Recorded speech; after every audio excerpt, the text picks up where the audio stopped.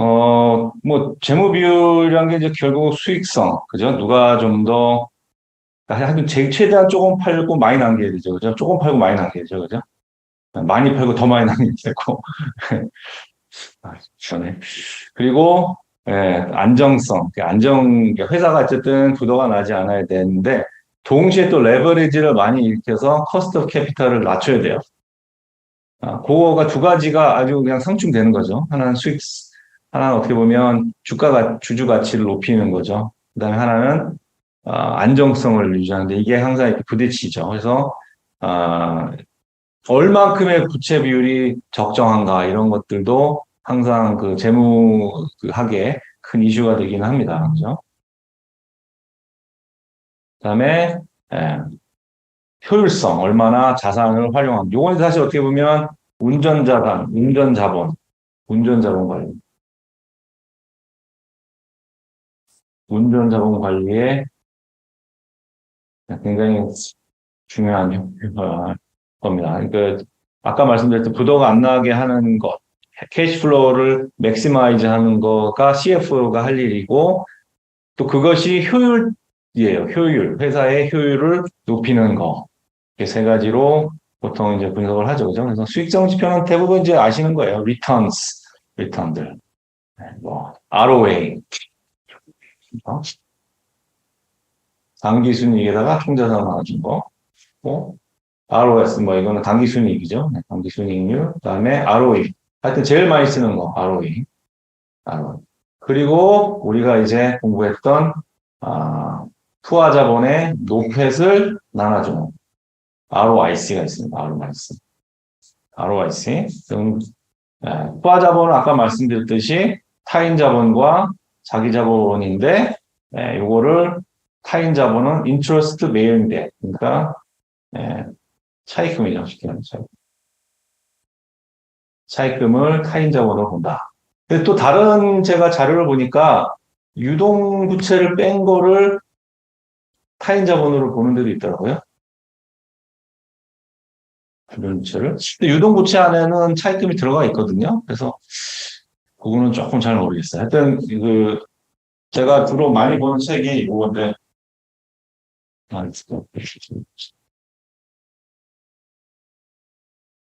이 책이거든요.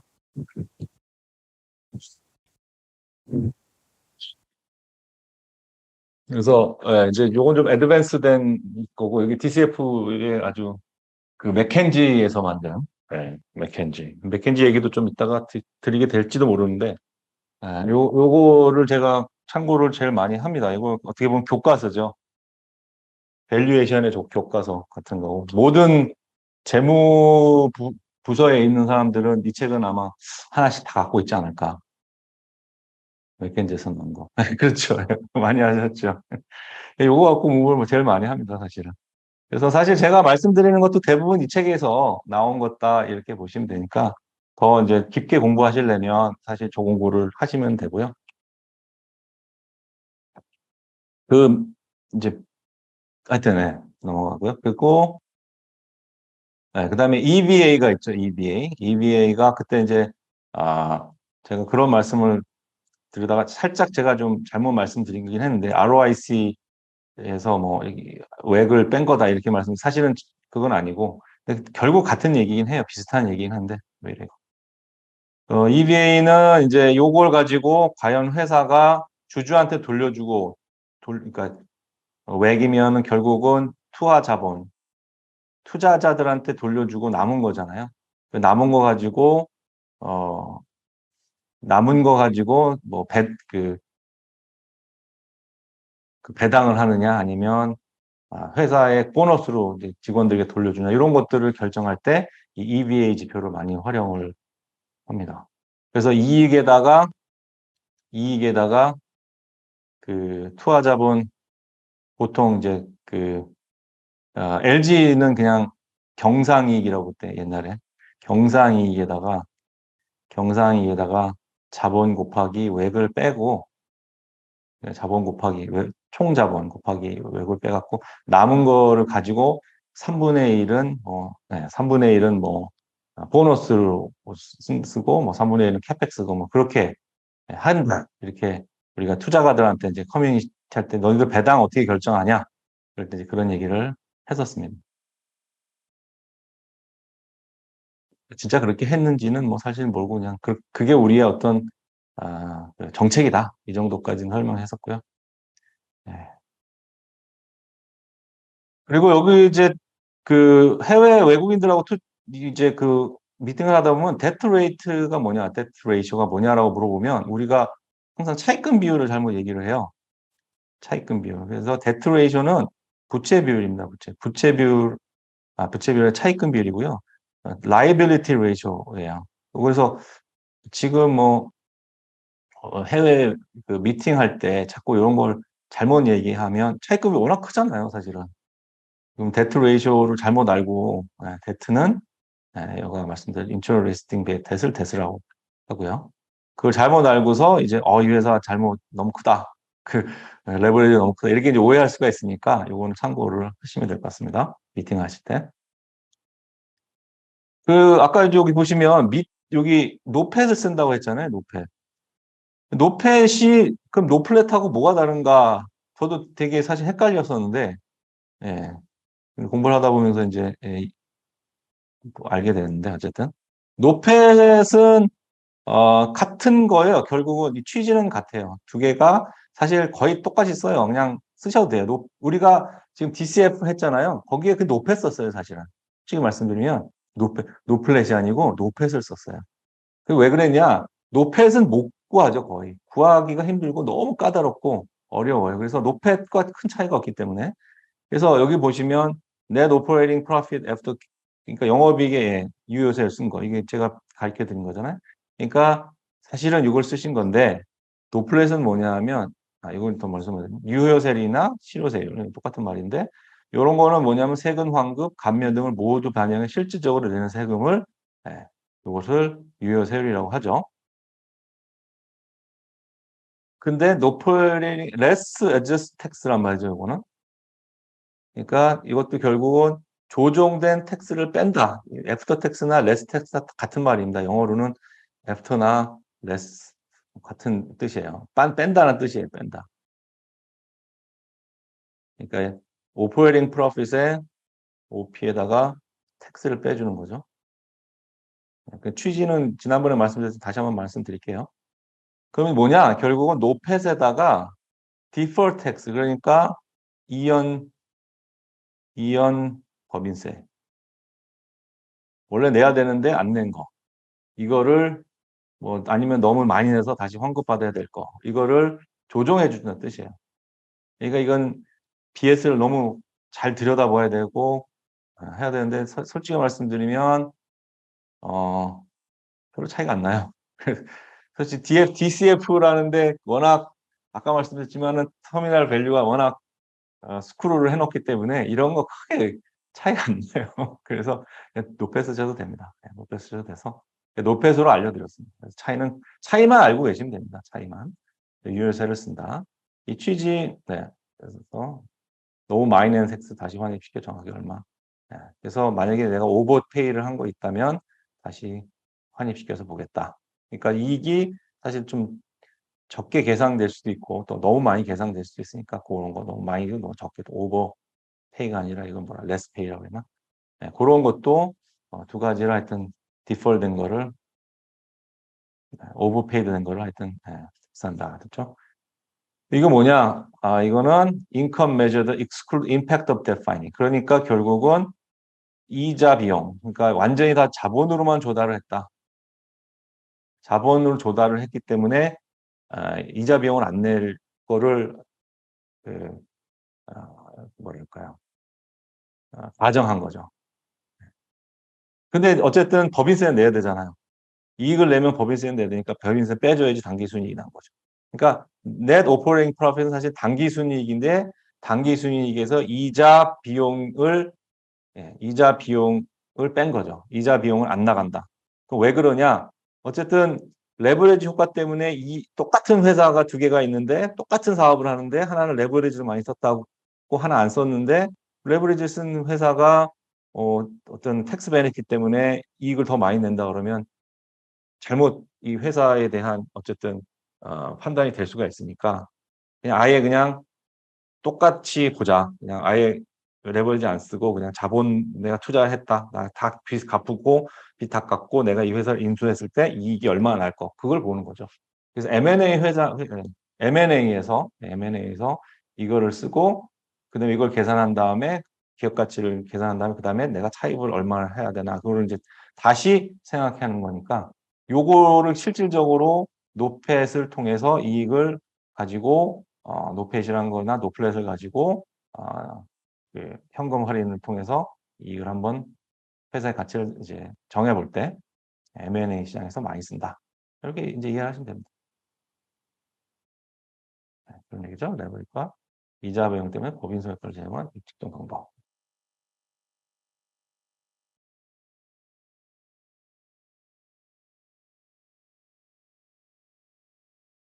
그리고 이거는 그냥 좀 참고 삼아서 또 NPV하고 IRR을 또 좀 헷갈리실 수도 있어요. 이거는 재무 쪽에 계시면 무조건 알고 가셔야 되는 거라서 좀 일단 설명을 드리면 우리 했습니다. 우리가 했어요.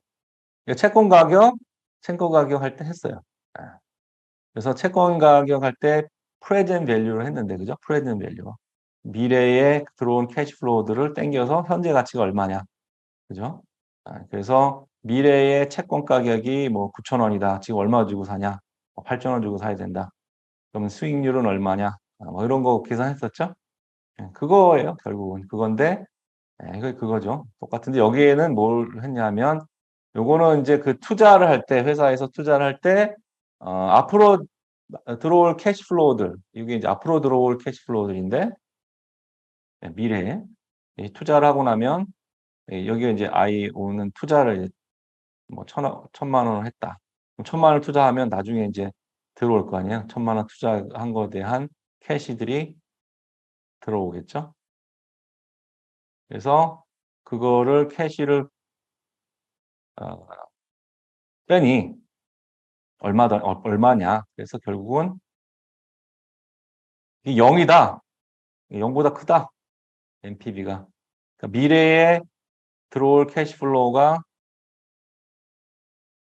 미래의 캐시플로우가 현재 나간 것보다 크다. 그럼 투자하는 거고. 그렇지 않으면 투자를 안 하는 거죠. 예. 이거를 이제 결정하는 거죠. 그래서 새로운 사업을 할 때 회사에서 이제 초기 투자 보경 얼마야? 그래서 한 1조 합니다. 그럼 1조 하는데 한 10년 안에 1조 5천 들어옵니다.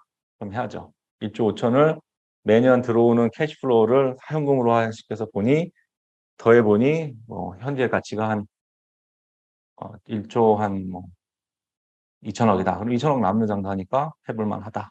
이거죠. 그게 이제 NPV 기법이고 IRR은 NPV예요. 똑같아요. NPV예요, 그냥. NPV인데 뭐냐면 요거를 0으로 맞춘 건데. 그래서 그 현재 지출 한 개, 천억이 나중에도 천억이냐? 요게 0이냐? 아이고. 요게 0, 0일 때. 그러니까 지금 여기에 투자한 게 천억이면 미래에 들어온 거 다, 요거 다 더하니 천억이다. 천억이다. 그럼 0이잖아요. 네. 그러면 미래의 캐시플로우에 요 R이 얼마가 들어가야 이게 0이 되느냐? 네, 0이 되느냐? 요 R을 계산해내는 겁니다. 그러니까 채권 수익률이 얼마를 내야지 13%짜리 채권을 산다. 그러면 그게 뭐 5년 후에 얼마가 돼 있을 거 아닙니까? 그러니까 1,300원짜리, 1,300만 원짜리 채권을 천억에 사면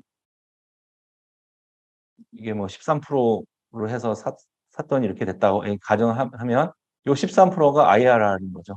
그러니까 미래에 땡겨갖고 요 금액들과 내가 오늘 낸 거를 0으로 맞춰줄 수 있는 수익률이 뭐냐? 요거를 계산합니다. 그러니까 요거를 해보면 결국 이 회사의 IRR, 이 사업의 IRR은 뭐 8%입니다. 8%를 했더니 우리가 지금 투자를 했던 게 미래에 뭐 10년 동안 해가지고 그걸 땡겨왔더니 0이 그만큼 우리가 돌려받습니다. 근데 뭐 그럼 이제 회사에서 8%? 8%대 IRR? 야 이거 뭐 할만하네? 뭐 이렇게 할 수도 있고, 예를 들면 3%다. 야, 이거는 이자도 안 되잖아. 지금 내는 이자도 안 되는데 이걸 왜 해? 뭐 이럴 수도 있고. 그렇게 해서 판단하는. 그래서 요거는, 예, 어떻게 보면 재무 쪽에 계신 분들은 뭐 다 알아셔야 되는. 또 우리가 IR을 하다 보면 M&A를 하거나 새로운 사업을 많이 하잖아요. 그 새로운 사업을 할 때 IR을 해야 되는데 그때 이제 회사 재무팀이나 또 기획팀에서 알려주는 게 이제 IR을 알려주거든요. 대부분. 이 사업을 하면 향후에 미래 캐시플로우가 이렇고 현재 뭐 최근 투자 앞으로 뭐 5년 동안 투자를 한 1조로 해야 돼. 근데 앞으로 5년 후에부터 쭉 한 10년 땡겨서 그 캐시플로우는 한 2조가 돼. 이거는 뭐 IR 해봤더니 뭐 100%가 넘어. 이건 해야지 사업. 뭐 이런 거잖아요. 그런 거를 이제 우리가 이제 받아서 IR을 할 때 거기에 들어가는 어떤 그런 가정들, 이런 캐시플로우가 얼마냐. 보통 그래프를 그려도 사업들이 이제 보통 초기 투자를 이렇게 해서 가다가 이렇게 나가잖아요. 그죠? 그래서 여기가 이제 여기서부터 이제 BIP 구간이고, BP가 아니라 그 사업이 돌아서는 구간, 여기가 BIP 구간이고, 여기가 이제 이익이 나는 구간인데, 예, 요 구간과 요 구간이 같을 때가 이 사업이 이제 10년짜리다. 그러면 5년 투자하고 5년 동안 이제 캐시플로우가 들어오면 여기가 이제 같은 게 IR을 계산해 보니 5%다. 그럼 여기 이게 사업이 할 만하냐 안 할 만하냐 이런 거지 판단하게 되겠죠. 거꾸로 이제 NPV로 하면 여기에 이익이 1,000억, 현재 가치가 1,000억인데 우리는 여기다 5천억, 500억만 원만 투자하면 된다. 그러면 이쪽이 훨씬 크니까 이건 사업해볼 만하다. 이렇게 되겠죠. 그런 거를 판단하는 아, 아주 쉬운 지표죠. 예. 이게 이제 DCF를 해보셨기 때문에 별거 아니에요. 그죠? 생각해보면. 전혀 별거 아닙니다. 자, 이게 좋은 거냐, 나쁜 거냐? 그러면 ROE가 뭐 5%면 좋은 거예요? ROA가 2%면 좋은 거예요? 네, 그거는 비교를 하는 거예요. 예. 좋냐, 나쁘냐는 절대 값으로는 알 수가 없고, 비교를 해봐야 안다. 그래서 제가 이 회사들, 상장 회사들 한번 계산 한번 해봤습니다. 자, 보시면, S5일 볼까요? S5일은 ROA가 7%예요. 여기 이제 아직 이익을 못 내는 회사들도 있기 때문에 그런 회사들은 조금 숫자들이 안 들어오니까 이익 나는 회사를 한번 비교해 보시죠. 7%고 ROS net profit이 이제 5%, 20%. ROE가 20%. ROE가 20%면 여기 보셔도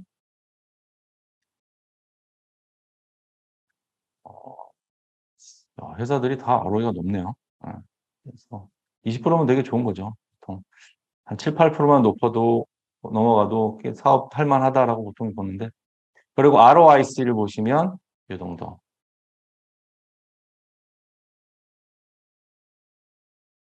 네.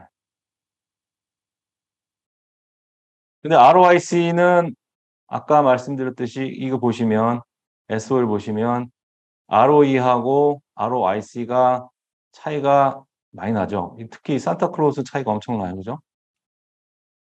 네. 혹시 산타클로스 왜 차이가 이렇게 나시는지 아세요? 왜 이렇게 어떤 거는 ROE와 ROIC가 차이가 많이 날까요?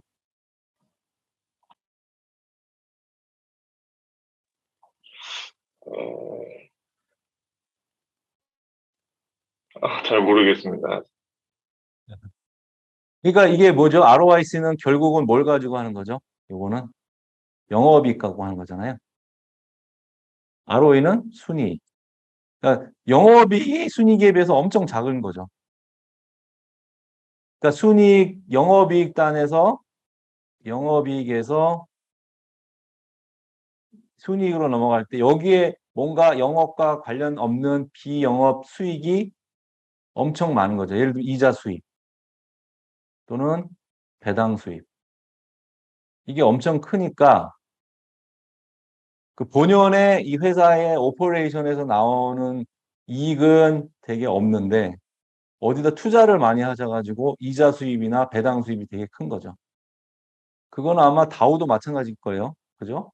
다우도 그렇죠. ROIC는 4%인데 ROE가 20%야. 무슨 말이냐면 키움 증권에서 들어오는 이익이 너무 크니까 그게 아마 뭐 영업액 수익으로 들어오지 않을까요? 아닌가요? 어떻게 되나요? 그게 맞습니다. 영업의 수익으로 키움증권 배당금 들어오고 있습니다. 그렇죠. 맞아요. 그러니까 이게 연결 기준이면 여기 들어오겠는데 연결이 아니고 예, 그런 경우인 거죠. 그러니까 영업 외로 수익이 들어와 온다는 그런 얘기가 될 겁니다. 예, 그런 것들은 우리가 그 회사에서 보는 거예요. 그러니까 예를 들면 그래서 이 기업 가치를 설정할 때는 영업 가치를 여기 할 때는 ROIC 같은 거를 쓰는 게 맞죠. 아니면 이, 이 회사의 본연의 사업에 그 본연의 사업의 가치를 상대 가치로 구하면 EV EBITDA.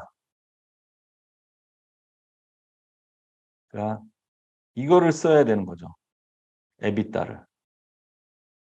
그러니까 퍼로 쓰면 이 퍼는 사실상 키움의 가치가 훨씬 큰 거죠. 이 EV EBITDA는 그 다우라는 회사가 하는 그 사업의 본연의 가치를 비교해서 볼 때 EV EBITDA를 쓰는 거고 퍼는 이렇게 아주 그냥 다 가지고 있는 자산 가치에서 들어오는 그 어떤 그 명업과 관련 없지만 하여튼 투자 자료에서 들어오는 이익 요거를 볼 때 하는 거죠. 뭐 어쨌든 기업 가치는 기업 가치는 어쨌든 돈을 순이익단에서 보는 거니까 주주 입장에서는 어쨌든 퍼가 중요하지만 M&A나 이제 이런 거 할 때는 EV, EBITDA를 많이 볼 수밖에 없는지 그 회사의 어떤 그런 그 영업을 이렇게 우리가 이제 매입을 할 때는 사실 요걸 봐야 되는 거죠. 요걸 ROIC를 봐야 되는 거죠.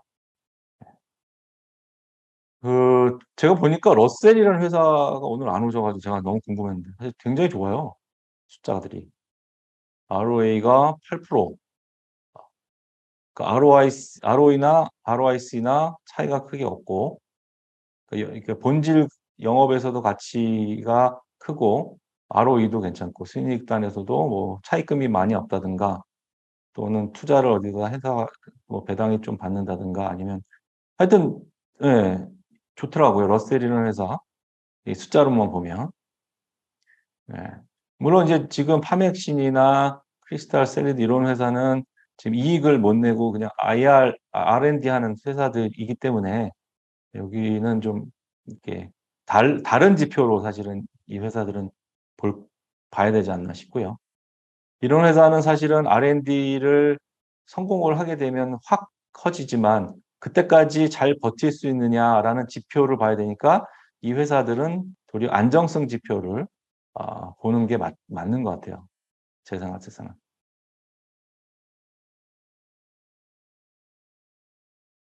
그리고 네, 대한해운도 보면 8%, ROS는 이익률이 굉장히 좋죠. 이게 그냥 여기서만 이렇게 좀 제조업체, 좀 제조업체 요 두 가지, 세 가지. 러셀에 대해서는 제가 공부를 해야 되는 잘 몰라요. 그래서 어쨌든 이 재무 CFO가 굉장히 잘하시는 분이 들어가서진 거 아닐까 하는 생각이 좀 들 정도로. 대한해운도 보니까 ROIC와 ROE 차이가 많이 나는 거 보면 아, 뭐, 그 다른 어떤 게 뭐가 영업외로 들어오는 이익이 좀 크지 않나 이렇게 생각이 드네요. 산타클로스도 보면 수익률이 되게 좋은데 결국은 ROIC 본연에는 어떤 사업인지는 잘 모르겠지만 어쨌든 뭐 연예인 관계 근데 이 자회사에서 들어오는 이익이 엄청 큰 것 같아요. 자회사든지 아니면 금융 투자를 뭐 해놓은 게 있으신지 그래서 ROE가 굉장히 높은데 ROIC는 작아요. 그래서 노플렛은 찍어보면 네, 정확하게 노펫이죠. 노펫을 보면 마이너스 10. 근데 순이익은 78억. 그러니까 이게 뭔가 하여튼 운용을 잘해가지고, 운용을 잘해서 돈을 버시는 회사가 아닌가. 사업보다는. 자, 안정성 지표를 보겠습니다. 그래서 아까 그런, 이제 막 커지는 회사들은 얼마나 잘 버틸까를 한번 보자 하는 거죠. 데크 투 에퀴티 레이쇼. 네, 뭐, 이건 뭐, 잘 아실 거고. 넷데트는 어쨌든 차입금이 많아도 현금이 많으면 사실 이거 두 개를 빼고 봐야 돼요. 차입금만 보면 안 된다. 순차익금을 본다. 그래서 해외 외국인들이 미팅을 하실 때 항상 보는 지표가 넷데트, 또 에코티 지표를 본다. 이게 이제 채권 시장하고는 좀 다를 거예요. 아마 채권 시장에서 보는 안정성 지표하고 주식 시장에서 보는 안정성 지표가 달라요. 저도 회사에서 그 신용평가 사업 저기 업무를 해보면 보는 이 안정성 쪽에 보는 게 완전히 다르더라고요. 그래서 에비타 그걸 많이 보죠. 에비타 커버리지 이거를 많이 보는데 여기서는 지금 그건 안 들어가 있고요. 주식 시장 보통 많이 보는 주식 분들이 보는 것들 그걸로 있습니다. 그래서 하여튼 뭐 영업 이상 보자 배우 이자 보상 비율은 요거 영업이익 비자인데 예, 외국인들은 이걸 영업이익으로 안 보고 에비타로 보더라고요. 그래서 에비타에서 5 이상 되지 않으면 뭐 이렇게 잘 투자를 안 하는 약간 그런 어떤 자기들의 기준들이 있더라고요, 보통. 그래서 회사에 보시고 current ratio, quick ratio 이거는 제가 다시 한번 설명을 드릴게요. current ratio는 유동 비율이죠. 쉽습니다. 이거는 유동 자산을 유동 부채로 나눈 거. 요거는 유동 자산에서 재고 자산을 뺀다. 왜? 재고 자산은 당장 현금화시키기가 어렵다. 이걸 본다라는 거죠. 그래서 재고 자산은 현금화시키기 어렵다기보다도 현금화 하려면 엄청 디스카운트를 해야지 바로 되잖아요. 그래서 현금화 시키기가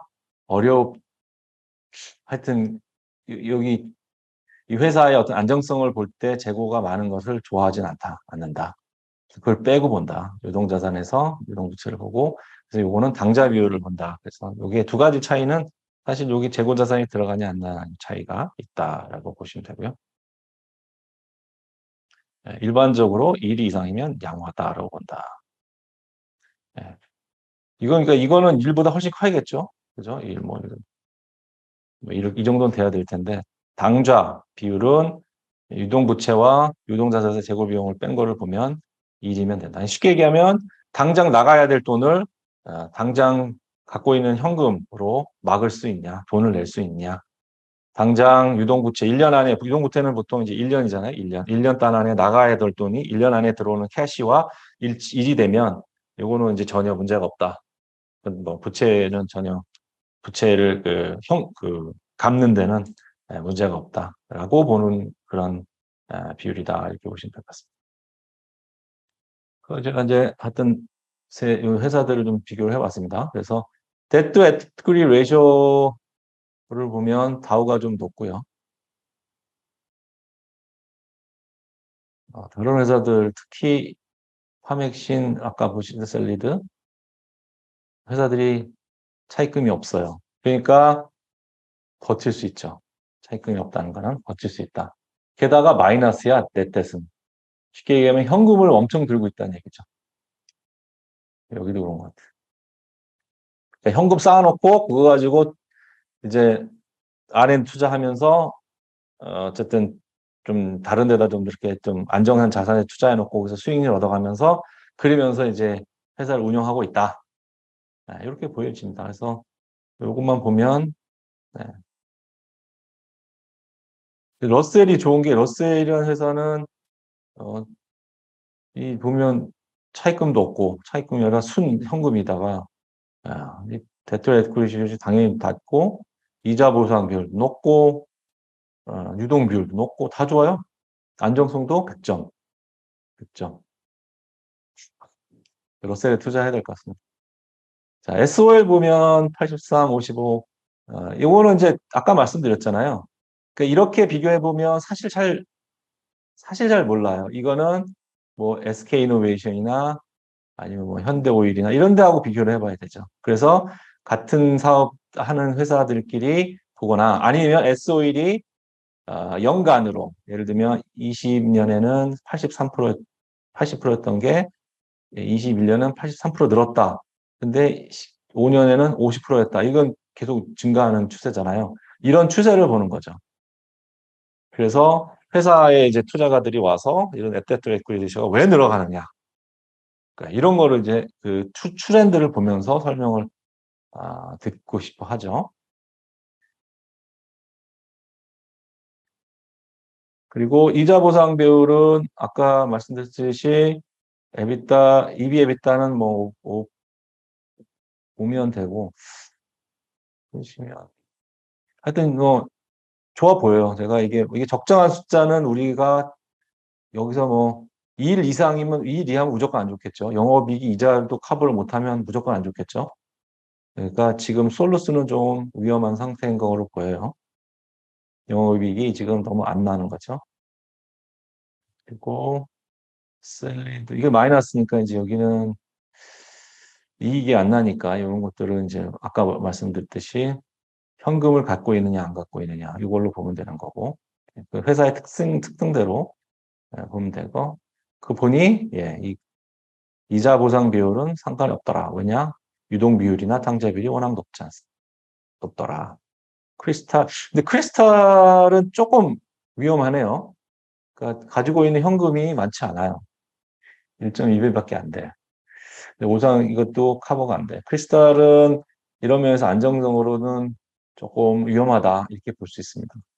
그래서 CFO하고 얘기를 좀 해서 유동 비율이나 캐시를 좀 확보를 하셔야 되지 않나. 왜냐하면 지금 데트 에퀴리티 레이쇼는 지금 낮은 편이거든요. 그러니까 충분히 더 차입할 수 있는 여력은 분명히 있을 것 같고. 그래서 그런 식으로 아마 파셔도 영업이익이 어쨌든 안 나는 상황에서는 요 개가 중요하다. 이두 개가 좀 낫다. 예. 러셀 좋다. 하메신 좋다.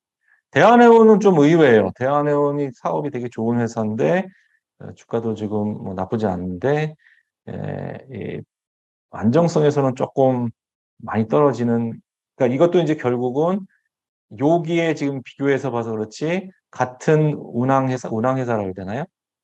하여튼 그런 회사하고 비교를 해봤을 때 이게 맞다 그러면 뭐 인더스트리 에버리지다 사업의 그 산업의 일반적인 모습이다 이러면 상관없습니다. 이러면 상관없는데 이게 이제 어쨌든 지금 이게 높거든요. 사실 순차입금이 100%가 넘어가는 회사는 좀 위험하게 보거든요. 그러니까 순차입금 넷데트 에퀴리 레이쇼, 넷데트 에퀴리 순차입금 전 자유는 50%를 적정으로 보거든요. 근데 그러니까 이 이상 넘어가면 좀 위험하다 보는데 대한해운은 그런 면에서 조금 안정성에서는 좀 떨어지는 것과 수익성이 어땠죠? 수익성이 되게 좋고 그래서 이거는 ROS 좋고 ROE 좋고 ROI도 괜찮다. 그러니까 레버리지를 잘 쓰고 있는 건데 레버리지를 어, 이 정도 해도 되는 거냐? 그건 이제 산업의 특성에 따라서 판단을 하셔야 되니까 제가 판단할 일은 아닌 거고 투자가들은 이제 그런 것들을 보겠죠. 그리고 이제 얘기를 듣고 싶어 하겠죠, 회사의 입장. 스튜디오 산타도 그 사실 투자를 좀 장기 투자를 하고 계시는 것 같아요. 그러니까 일이 안 되는 거 보면 유동 비율, 그러니까 현금으로 갖고 있는 게 아니라 약간 좀 길게 자회사나 이런 데에서 투자를 해가지고 갖고 있어서 이게 이제 유동 자산에 안 들어가는 고정 자산 쪽에 들어가 있는 것 같아요. 투자 자산은 많이 들어가 있는데 어디다 투자를 좀 해서 이익을 많이 내고는 있는데 그런 차원에서 좀 보면 되고 그럼 이제 이것도 좀 중요한데 그래서 스튜디오 산타는 그런 면에서는 조금 좀 왜냐하면 부채가 어떤 건지 잘 모르겠습니다. 부채를 당장 안 갚아도 되는 그런 부채들인지 이제 회사를 좀 들어가 봐야 되는데 하여튼 이런 것들이 이제 의문들이 생기겠죠. 투자가 입장에서 이거 보면 의문들이 생기고 이거에 대한 어떤 회사의 설명을 듣고 싶어 하겠죠. 현재 그게 IR의 역할이다. 이렇게 보시면 되겠습니다.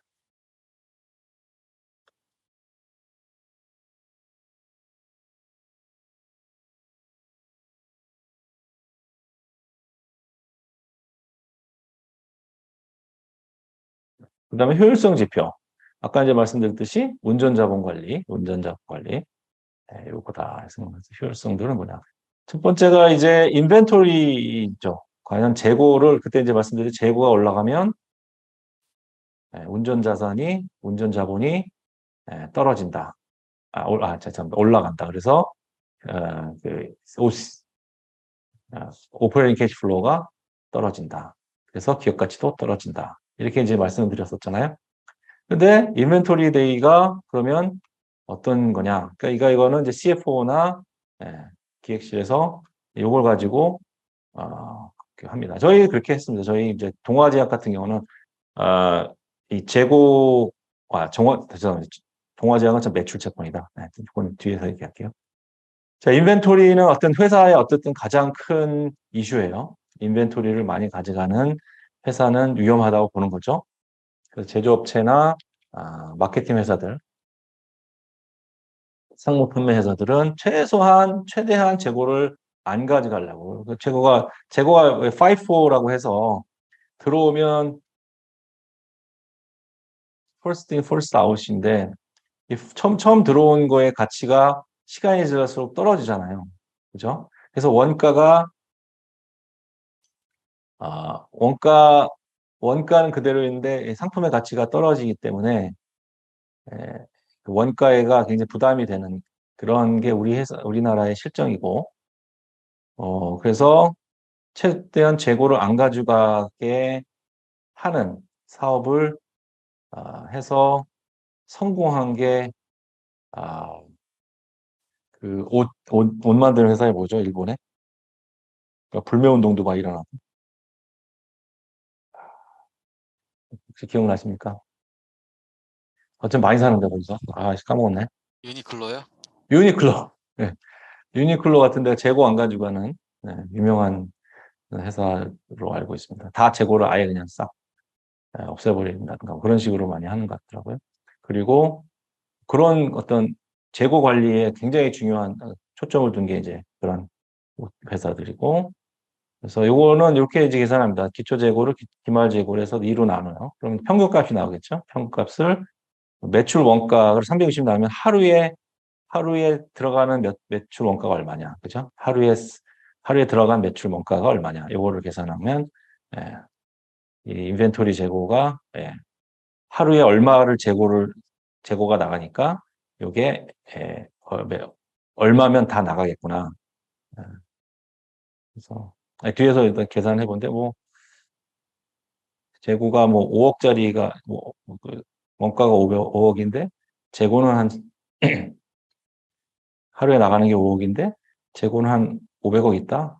그러면 100일 걸리네, 100일. 100일 걸리면 그게 긴 건가요, 작은 건가요? 그건 상관없습니다. 그거는 말씀하신 대로 회사는 특성, 아까 계속 말씀드렸지만, 누구하고 비교해 보느냐죠. 과거하고 비교하냐, 아니면 잘하는 회사하고 비교하냐, 뭐 이런 거니까 이게 절대값을 가지고는 뭐 100일 걸린다는 게 뭐 모르죠. 그게 좋은 건지 나쁜 건지. 일단 비교를 해봐서 판단을 해봐야 됩니다. 그리고 인벤토리 턴오버는 되게 쉬워요. 그거를 다시 360, 이거가 이제 뭐 100일이다. 100일이면, 예를 들면 360이니까 3.6이죠. 이게 이제 100이면, 여기다 100 넣으면 되죠. 3.6. 그러니까, 재고가 있는 게, 재고를 보통, 1년에 3번 돌린다. 3번 가져가서 3.6배 돌린다. 이것도 하여튼 요거 가지고 비교해서 아는 거. 3.6배가 그럼 좋은 거야, 나쁜 거냐? We don't know. 네. 비교를 해봐야 된다. 과거하고 비교를 하든, 뭐 이게 늘어나고 있다 그러면은 이제 알람을 하는 거죠. 이거 늘어나고 있어. 원래 80일인데 지금 100일로 늘어났어. 이거 큰일 나. 그 재고 이거 빨리 팔아야 돼. 가격을 좀 낮춰더라도 팔자. 이런 결정들을 하게 되는 거죠. 네, 이런 것들입니다. 그렇죠? 이거 했고. 자, 그리고 자, DSO, DPO, 요거는 이제 매출 채권 회전 일수하고 매출 채무 회전 일수 요 두 가지인데요. 요거는 나쁜 거고 요건 좋은 거죠. 그때 이제 운전자본 우리 공부할 때 말씀드렸죠. 자, 여기 운전자본 할 때 재고, 매출 채권, 매입 채무 세 가지인데. 근데 하여튼 이거 올라가면 안 좋고, 이거 올라가면 안 좋고, 이거 올라가면 좋다. 이건 플러스고, 이건 마이너스다. 우리는 항상 이거를 염두에 두고 보시면 됩니다. 매출 채권이 회전수가 이렇게 이제 기말 채권을 이제 그냥 360일로 나눠서 매출을 나눠서 매출이 하루에 얼마 나가는가를 가지고 매출 채권이 얼마나 들어오고 있느냐. 이걸로 나눠서 본답니다. 근데 매입 채무도 마찬가지로 매입 채무니까 원가를 계산해서 본답니다. 그래서 매출 채권 현금화되는데 얼마나 걸리냐. 이거를 본다는데요. 이것도 이렇게 보시면 됩니다. 두 가지를 비교해서 이게 올라가면 매출 채권 회수해 와. 뭐 이런 거죠. 그래서 아까 말씀드리려고 말했는데 동아제약은 매출 채권이 이제 그 제약사는 외상 거래를 굉장히 많이 하거든요. 그래서 이 매출 채권 회수가 회사의 어떤 그런 CEO의 어떤 평가의 제가 볼 때 3분의 1? 그래서 이 매출 채권 회사를 엄청 해야 되는데 이게 외상으로 막 나눠주나 봐요. 마케팅 한다고 막 나눠주고 그 세일즈 하는 사람들이 가서 돈을 안 받아오는 거야. 그 관계가 좀 어쨌든 그쪽이 갑이니까 그래서 좀 가서 싫은 소리, 미운 소리, 아쉬운 소리 해서 돈 좀 받아와라 뭐 이런 식으로 약국에다 그래서 갖고 와라 뭐 이런 식으로 하는 것 같아요. 네. 그래서 그거를 관리를 되게 했죠, 많이 했죠. 그래서 이게 올라갈 때마다 이 데이가 올라갈 때마다 감사팀에서 이걸 했었어요. 감사 지원팀인가 뭐 거기서 해가지고 거기서 그거를 관리를 엄청 했었습니다. 매입 채무는 늦게 해줄수록 좋은 거죠, 그죠? 예.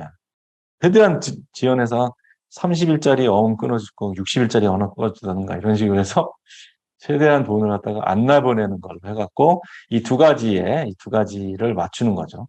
그래서 이걸 최대한 높이고 이걸 최대한 낮추고 이걸 최대한 높여서 간다.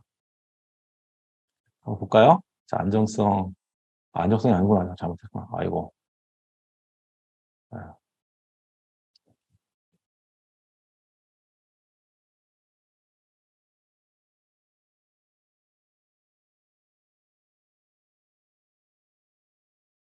네, 효율성입니다. 효율성.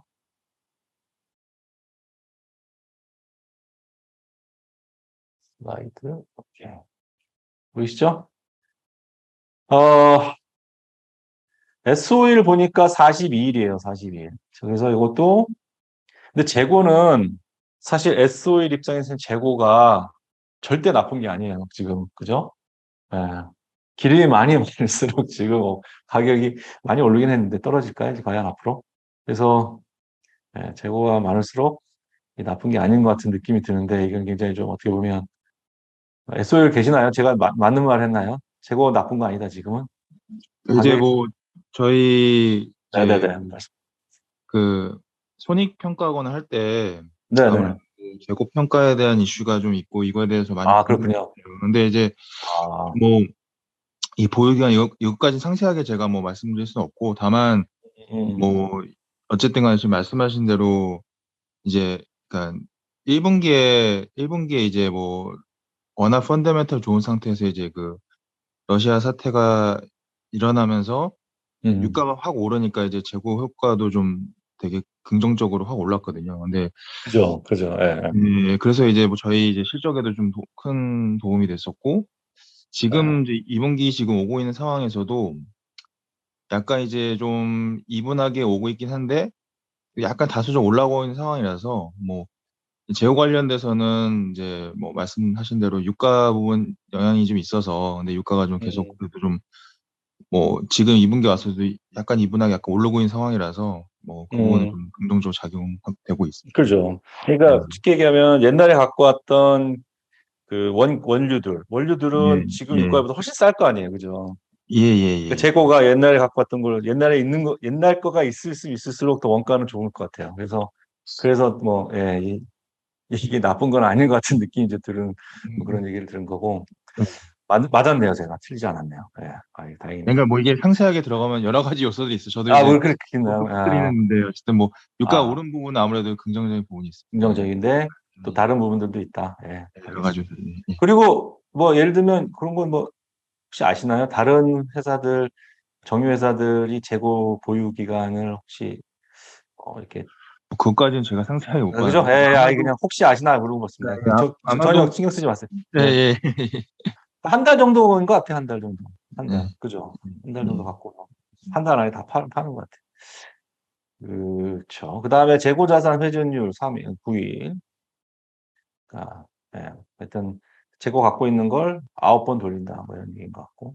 매출 채권도 뭐 30일 이하면 굉장히 빨리 한 달 안에 그냥 캐시화 시키는 것 같고. 매입 채무는 늦게 주시네요. 아, 돈 좀 빨리 주세요. 이 갑질 아니에요, 갑질 이거? 아, 그건 끊으셨나요? 아닌 것 같고. 그것도 좀 봐야겠습니다. 뭐 그런 건 아닌 것 같고. 예, 네, 물론입니다. 그냥 설명을 해본 좀 봐야 될 것 소리고요. 같습니다. 네네, 해본. 아이고, 참. 그리고 솔루스가 재고 보유가 좀 길고, 크리스탈도 좀 길고, 근데 이거는 어쨌든 그 회사의 상품의 어떤 특성이 1년짜리도 있을 수 있고, 뭐, 그럴 수가 있으니까, 뭐, 위성 같은 건 5년이에요. 그러니까 뭐, 예, 이게 뭐 길다고 뭐, 예, 그런 건 아니고요. 네, 그리고, 네, 오러셀, 네, 그렇고, 네, 대한해운. 대한해운도 역시 SOL 정도, 고 스튜디오 센터도 한 64. 스튜디오 센터가 혹시 아세요? 그 재고가 뭐예요? 재고가 뭐가 있을 수 있나? 영화 필름인가? 아니 사람이잖아요 대부분 뭐 영화 배우 뭐 이런 사람들이 재고는 아닐 거고 그렇죠? 그래서 거의 어, 네. 그 상품이 어떤 거가 있을까요? 재고로 될 수 있는 상품 스튜디오 센터 거의 소품들이 좀 많은 것 식품들 같아요. 네. 그러니까 근데 다 팔렸어요. 기초에 95였던 게 9로 가서 다 팔렸어요. 그래서 재고 회전 엄청 좋은 것 같고. 그리고 매출채권하고 유동부채 조금 높은 편인 게 아까 말씀드렸고, 이게 좀 효율성 얘기하는데 왜 이렇게 같지? 그래서 일단 뭐, 예, 셀리드 뭐 여기는 이제 그런 거 가져가지 않는 거고. 이게 지금 숫자가 이게 제가 이게 숫자를 잘못 넣은 것 같아요. 이거 제가 다음에 다시 해서 보여드리겠습니다. 뭔가 숫자를 안 넣네요. 제가. 예. 하다가 말았네. 그래서 그럴 것 같습니다. 예. 이게 유동 금융자산이 장난 아니네. 자, 재고자산 회전율 날.